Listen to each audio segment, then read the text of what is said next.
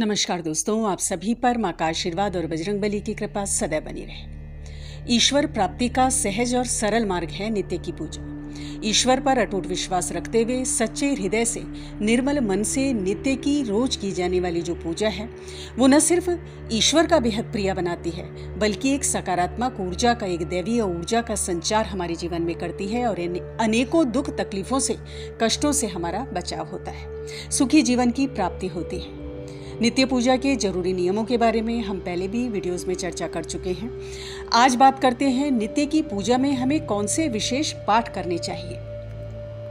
दोस्तों, वैसे तो अपनी नित्य पूजा में हर व्यक्ति अपनी श्रद्धानुसार कुछ विशेष मंत्रों का, विशेष स्तोत्र का या विशेष कवच का पाठ करता है और हमारे धर्म ग्रंथों में वर्णित सभी प्रकार के जप मंत्र बहुत शक्तिशाली हैं, दैवीय ऊर्जाओं से ऊर्जित हैं।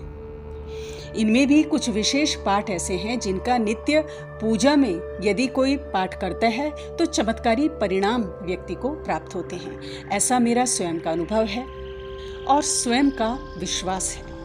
तो ऐसे ही 4 पाठों के बारे में आज हम चर्चा करते हैं, जिनमें सबसे प्रमुख है, सबसे पहले आता है हनुमान चालीसा का पाठ। गोस्वामी तुलसीदास जी ने हनुमान जी की स्तुति में हनुमान चालीसा की रचना की। हनुमान चालीसा का पाठ हनुमान जी की शक्तियों से ऊर्जित एक ऐसा पाठ है जिसे यदि नित्य श्रद्धा से पढ़ा जाए तो इंसान का पूरा जीवन परिवर्तित हो जाता है। हनुमान चालीसा का नियमित पाठ बिना किसी विशेष पूजा अर्चना के भी यदि व्यक्ति रोज करता है, पूरे सच्चे भाव से, सच्ची श्रद्धा से करता है, तो हनुमान जी की कृपा उसे प्राप्त होती है और जीवन की तमाम परेशानियों से व्यक्ति को मुक्ति मिलती है। सारी नकारात्मक ऊर्जा व्यक्ति की समाप्त होती है और एक पॉजिटिव एनर्जी व्यक्ति के अंदर और उसके आसपास प्रवेश करती है। इसके नियमित पाठ से ऊर्जा का एक ऐसा सुरक्षा चक्र व्यक्ति के आसपास बन जाता है जो व्यक्ति का आभा मंडल बेहद सशक्त बना देता है और बड़ी से बड़ी नकारात्मक ऊर्जा व्यक्ति के आगे घुटने टेक देती है। तो नित्य की पूजा में हनुमान चालीसा का पाठ अवश्य आपको सम्मिलित करना चाहिए। हनुमान जी पर, हनुमान चालीसा की अकाट्य शक्ति पर स्वयं मेरा भी अटूट विश्वास है और मेरे भी भक्ति मार्ग की शुरुआत और साधना मार्ग की शुरुआत हनुमान जी के नाम से और हनुमान चालीसा के पाठ से ही शुरू हुई थी। जो अनुभव मुझे इनसे हुए उनकी चर्चा तो मैं यहाँ नहीं कर रही हूँ, लेकिन इतना पूर्ण विश्वास के संग कह सकती हूँ कि हनुमान जी शरण में आए हुए व्यक्ति की रक्षा हर हाल में करने वाले देव हैं। सब सुख लहे तुम्हारी सरना, तुम रक्षक काहू को डरना। बस शर्त एक है कि एक निष्ठ समर्पण हनुमान जी के प्रति होना चाहिए। और देवता चित्त न धरई, हनुमत से ही सर्व सुख करही। तो दोस्तों, नित्य की पूजा में हनुमान चालीसा का पाठ जरूर सम्मिलित करें और आवश्यकता अनुसार पाठों का जो जप संख्या है पाठों की उसे बढ़ा सकते हैं। 11-21 बार नित्य पाठ करें, जीवन में अद्भुत बदलाव आपके आता है। दूसरा जो शक्तिशाली पाठ है जिसका नित्य पाठ एक व्यक्ति को अपने नित्य पूजा में करना चाहिए, वो है सिद्ध कुंजिका स्तोत्र का पाठ। और जिस दिन से आप इस चमत्कारी स्तोत्र का पाठ शुरू करते हैं, बहुत जल्द दैवीय अनुभव आपको होने लगते हैं। सभी बीज मंत्रों का इसमें समावेश है। 10 महाविद्याओं का, माँ भगवती के 9 स्वरूपों की शक्ति इस स्तोत्र में समाई हुई है। स्वयं भगवान शिव ने माँ पार्वती को बताया है कि जो भक्त रोज नित्य दुर्गा सप्तशती का, संपूर्ण दुर्गा सप्तशती का पाठ नहीं कर सकते, उनके कल्याण की ये कुंजी है। संपूर्ण दुर्गा सप्तशती की शक्ति इसमें समाई हुई है। कुंजिका पाठ मात्रेण दुर्गा पाठ फलम लभेत, अति गुह्यतरम देवी देवनाम अपि दुर्लभम।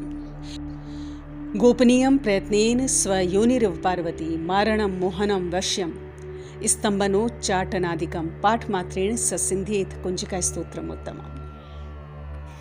सर्व मनोकामना पूर्ति का स्तोत्र है ये। धन संबंधी कोई परेशानी आपकी है, स्वास्थ्य संबंधी प्रॉब्लम है, शत्रुओं से संबंधित कोई भी परेशानी है या किसी भी प्रकार की कोई भी परेशानी, कष्ट आपके जीवन में है, तो उससे निश्चय ही इस स्तोत्र का पाठ आपको मुक्ति दिलाता है। माँ भगवती के अनुभव इस स्तोत्र के नियमित पाठ से होते हैं। सारे ग्रह नियंत्रित होते हैं और माँ भगवती के दर्शन इसके नित्य पाठ से संभव होते हैं। माँ भगवती की ऊर्जा व्यक्ति के अंदर प्रवेश करती है और कुंडलिनी जागरण एक व्यक्ति का इससे संभव है। तो दोस्तों, अपनी नित्य की पूजा में सिद्ध कुंजिका स्तोत्र का पाठ अवश्य करना चाहिए और सिद्ध कुंजिका मंत्र की एक माला का नित्य जाप हर देवी के भक्त को अवश्य करना चाहिए। तीसरा जो पाठ है जिसका नित्य जप हर माँ के भक्त को करना चाहिए वो है श्री जगन मंगल काली कवच। दोस्तों, माँ के भक्तों को अपने नित्य की पूजा में श्री जगन मंगल काली कवच का पाठ अवश्य करना चाहिए।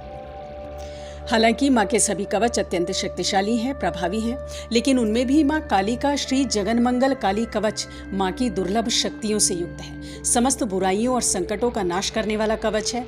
गंभीर रोगों से हर प्रकार के शत्रुओं से सुरक्षा प्रदान करने वाला कवच है।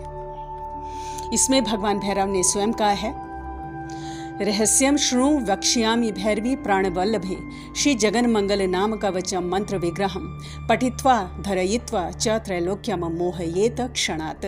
अर्थात हे प्राणवल्लभे भैरवी, श्री जगन मंगल नामक काली कवच का पाठ करने से अथवा इसे धारण करने से शीघ्र ही त्रिलोक को भी मोहित किया जा सकता है। नारायण ने इसे धारण करके नारी रूप से योगेश्वर शिव को मोहित किया।